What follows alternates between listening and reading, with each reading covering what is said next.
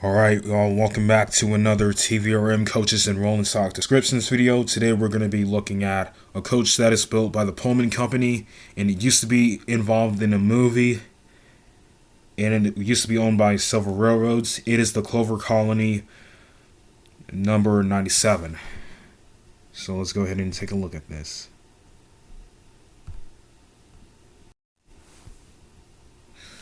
Alright, so constructed in 1920 by the renowned Pullman Company, the Clover Colony stands as an iconic sleeping car associated with the golden era of luxurious railroad travel. Originally named the Bernadette, this 12-1 sleeping car was designed to use the classic plan 2410F, 12 open sections with sofas that turn to berths, plus an upper that lowered from the ceiling, and only curtains from the privacy, and one large private drawing room with its own section, sofa, and toilet annex.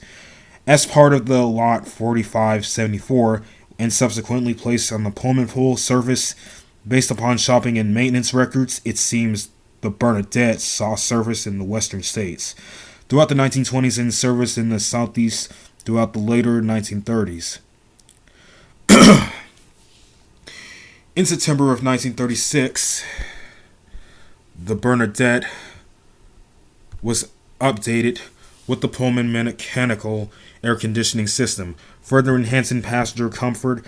The system only operated when the wheels were turning or the car was connected to a standby power in a terminal. As such, a battery-powered chilled brine system was included, which would pump the chilled brine through separate coils when the car was stationary in a siding, boarding passengers at an intermediate station and anywhere else. A significant transformation took place in August of 1940 when the car underwent extension renovations at Pullman's Comet shops. The late 1920s and 1930s saw a rise in popularity of the private bedrooms, which Pullman answered by building all-room cars and beginning several rebuild programs in the late 1930s to replace sections in existing cars with bedrooms. The Clover Series Plan 4036 was launched in 1934, which replaced 4 sections in one festival with 5 double bedrooms. The Bernadette was the second to the last of 103 cars rebuilt, rolling out of August of 1940. Transitioning from a 12-1 to an A5 sleeping car, it retained 8 open sections and featured 5 private bedrooms, each with fold-away toilet and washstands in an upper and lower berth. 2 of these were located at one end and 3 at the other. 4 of the 5 featured adjoining doors. Of the note, earlier Clover Series cars featured all bedrooms in one end, as it did the 15 Garden Series A5 cars rebuilt in 1934. Post-renovation, the car was rechristened as the Clover Colony. This rebuilding also saw the replacement of the grand wood interior with a solid color interior and brass fixtures with nickel streamlining fittings. Once again, maintenance records show the western locations, which correspond with the car's appearance on the Lark. In 1947, the Clover Colony was sold to the Southern Pacific Railroad, alongside 15 other A5 sleeping cars. This came in the wake of the federal antitrust lawsuits that led to the fragmentation of the Pullman Company's operating division along multiple railroads. Southern Pacific and most roads promptly leased the car back to the Pullman Company, who continued its operation. Any car not leased back was required to have all Pullman markings removed, and they were everywhere from lines or linens, water pictures, soap, to journal box covers on their wheels. The car retained its original Pullman standard color, which is Pullman green, until it was repainted to the pool scheme of the two-tone gray for service on the Southern Pacific. Overland Lock in December of 1949 during a shopping in St. Louis. Only a few short years later, during another shopping in St. Louis, the Pullman green returned, although with Southern Pacific markings added.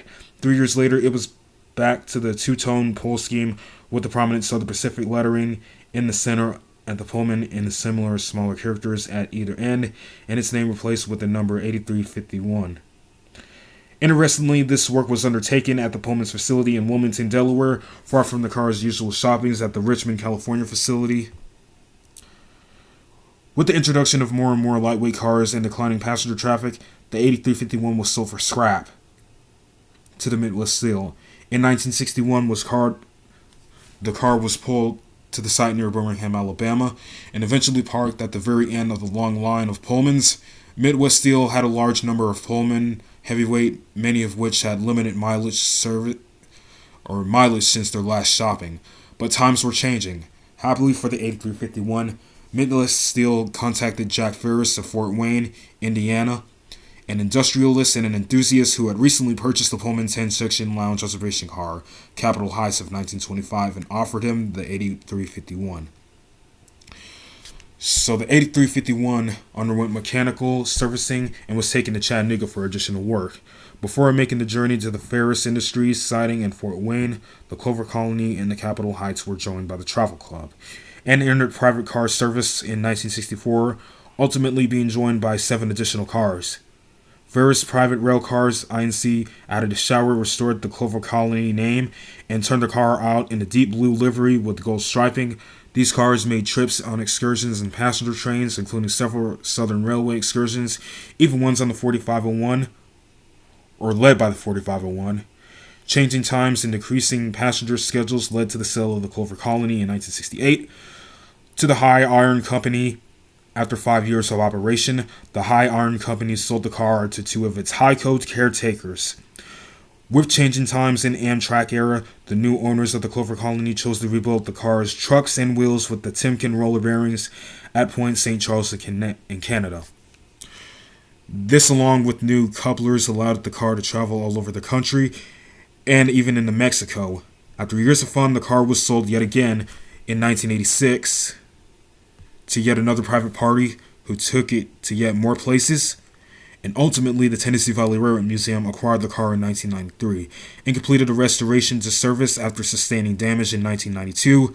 In April of 1994, while TVRM does not utilize the Clover Colony for overnight trips, its original purpose, the car is frequently featured on extended excursions, providing first-class seating to passengers, adorned with 1940s decor.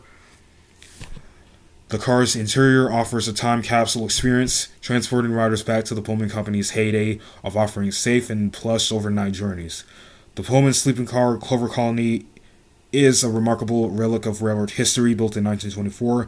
This sleeping car from the legendary Pullman Company embodies elegance and comfort. It offers all the luxuries expected in a premier sleeping car, including cozy beds, generous storage, and private restrooms. The success and popularity of the Pullman Company for several decades is evident in this beautiful, preserved piece of machinery. Railroad enthusiasts will undoubtedly appreciate the Clover Colony as a Pullman dining car. Set in daytime condition, the Pullman Company offered upstairs service in its sleeping cars, where passengers could order food to be served on a section table, as TVRM does in the Clover Colony, but also operate restaurants and buffet cars, which feature onboard kitchens with a greater number of tables.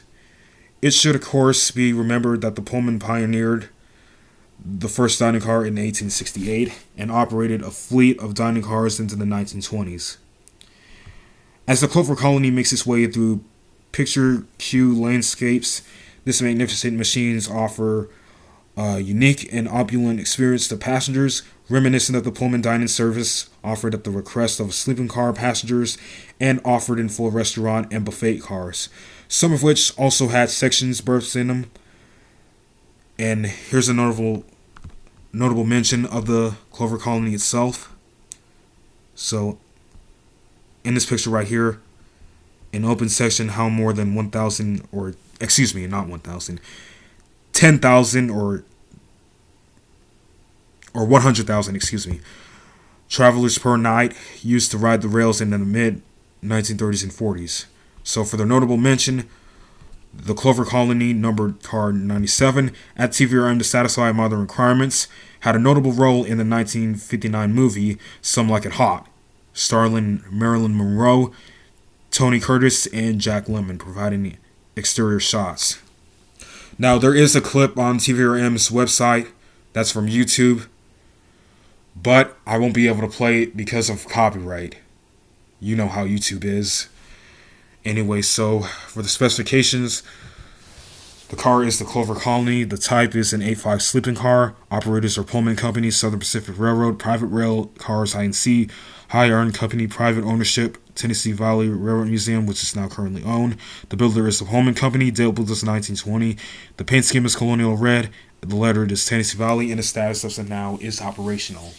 And you can certainly find this car on the Chickamauga Turn, Somerville Steam Excursion, and the Dinner on the Diner. That will wrap up today's video of TVRM Coaches and Wellness Descriptions video. Hope you all have enjoyed it. Please be sure to like, comment, hit the bell for notifications on the videos, and subscribe. Thank you all again for watching, and I will see y'all tomorrow.